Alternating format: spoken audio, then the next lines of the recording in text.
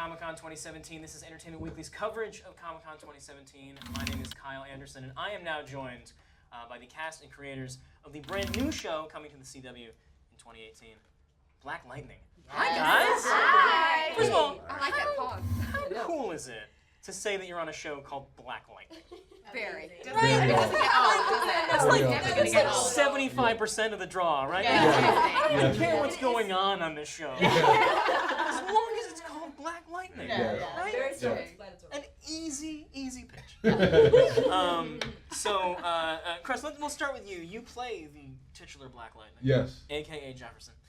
And so what is it about this character, this guy, where you thought, oh, I need to be this guy? Well, I mean, first of all, it's a superhero. Who wouldn't want to say I need to be a superhero? Right. Like, that's the biggest part of it.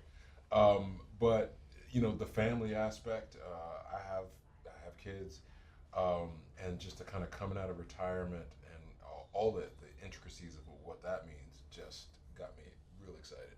Yeah. Well, and maybe you guys can speak to this too. That this is a really interesting show because we've never really seen a character like this, a hero like this, in his sort of second act, right? He's already sort of filled his resume. Yeah. And this is kind of what comes after. What about that aspect is really appealing to you guys as storytellers? I think picking up on what Cress said is the idea of you have all these sexy superheroes running around the DC world and on the CW, and Cress is certainly a sexy man. I knew that was coming. Are you suggesting that? Yeah. But I think to see someone who has children, who has an ex-wife, who has a resume, who's an educator, who's a principal of a school, he has all these other aspects to who he is besides being a superhero. I think that really makes him interesting, and just the idea that he hurts, that he's older and being a superhero hurts. You know what I mean? Getting hit and getting beat up, it hurts. I would add that too. It reminds you that we all can, if we still have breath in our body, we all can still get in the fight and be a hero to someone. So to your point, he's a hero in so many aspects of being a father and a principal, but it's always fun to be a superhero, to have that extra power you need when you just need to mess some stuff up real quick. Just in case. Yeah. I feel like a lot of high school principals sort of would love to have that in their back pocket, right? That would be amazing. But that aspect of it feels really significant to me, right? The fact that after he's hung up the suit, that he's chosen education. Yes. That seems like a big deal to me. Does Well, it to you? yeah, most definitely. I mean, it's kind of part of his dual personality. I think Jefferson Pierce is like the Martin Luther King of the side, and Black Lightning's like the Malcolm X. And so I think he sees that, okay, I've done it this way, and it's been very dangerous, and I got to hang this up for my family. But there's another way to affect change. There's another way to positively affect the community. And so he's gone about education. It's done a lot of good, but then. Sometimes you gotta mess some stuff up. That's a great tagline. I was gonna say, yeah. If that's not on the poster, the CW is doing something very wrong. I want to ask China and Nefessa. You play Jefferson's daughters, and so are we not only going to see you in that sort of family unit, but are we really going to get a sense of your relationship as sisters as well on the show? Oh, for sure. I'm definitely sure of that.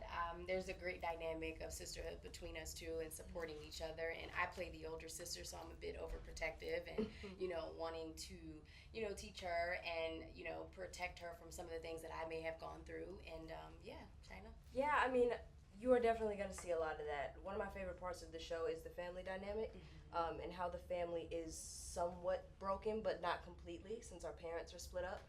So we deal with that amongst ourselves, and there is an age separation, and she's off away at college, but I love that the main thing is she just wants me to be okay, period. Yeah. No matter where she is.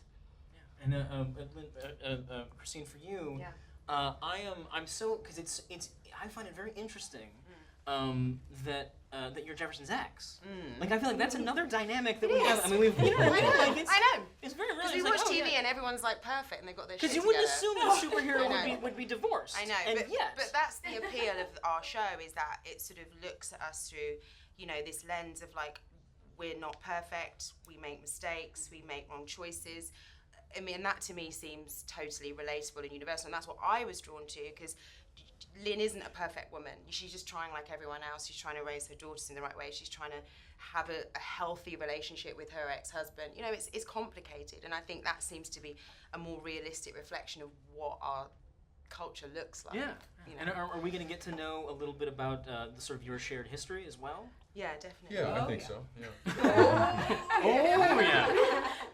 You know, it's funny because I think, and to build on what Christina's saying, sometimes we look at family one way and it being perfect, but also love emanates differently, and we express it differently, and it doesn't always have to look one way. And I think that's what, and just like we're trying to say, being empowered or having power or being a hero doesn't look one way. Like, I love the education part, like you spoke to. It's like, yes, it's like you can give someone a fish or teach them how to fish. You know what I'm saying? It's like, and he knows he retired once. He knows there's an end game to this gig, and so I better let people save themselves through education. So all those different ways to talk about love and family and how you are supporting. Yeah, exactly.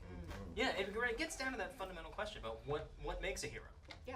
Which I think is a question that we all should be asking ourselves, quite frankly. It's a Yeah. very relevant question. Yeah, especially today. I mean, and it just boils down to, you know, what are your priorities and the choices that you make? And he's made family a priority, and it brought him out, and it's bringing him back in. He's made his community a priority, and it's just the choices that you make. I think that's what makes you a hero.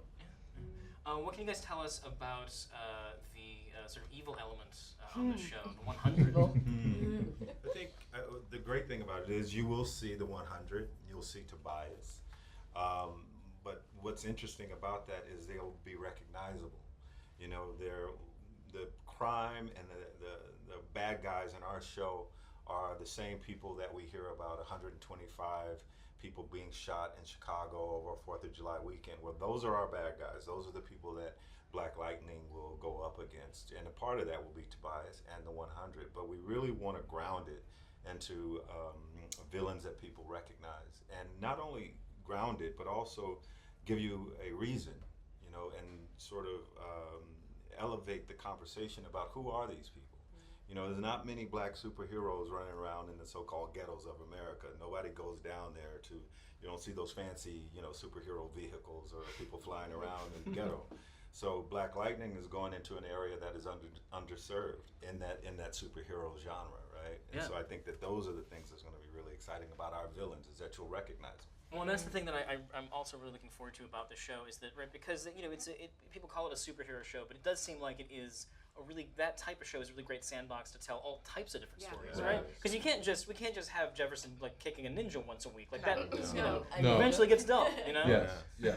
And you know, the thing is that this is, I love it because I'm a geek, but that we have a superhero genre, that it's now its own genre, and with that, then there are more than one ways to do it, and you know, we have some really cool shows out there that are about just kicking ninjas, you know, every single week.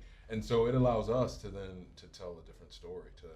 You have to expand in order for the genre to survive. Yeah, and also invite the audience in to unpack the things that we're unpacking in our daily lives. We turn on the news and we're like, oh God, you just barely got through your day, and then realize, how am I going to help the homeless problem? How am I going to help sex trafficking? How am I going to help guns? How am I going to kids being snatched out of school? And so it helps us to unpack these things that really do weigh heavy on us, and reminds us that we actually can do something. You know what I'm saying? We can do something. So I love that aspect of it as well. Yeah, the promise of hope on Black Lightning. Yes. One of the many Promise things. of hope. Okay, hashtag. How about that? You guys can have all these for free. This is These are my gifts to you. You're welcome. You're right. Totally become t-shirts. I appreciate that. You're on fire. Guys, Black Lightning coming to the CW next year. Yes. Right? Yes. Very exciting. Yes. Very exciting. Thanks to the cast and creators of Black Lightning, and stay tuned for more coverage of San Diego Comic-Con right here at Entertainment Weekly.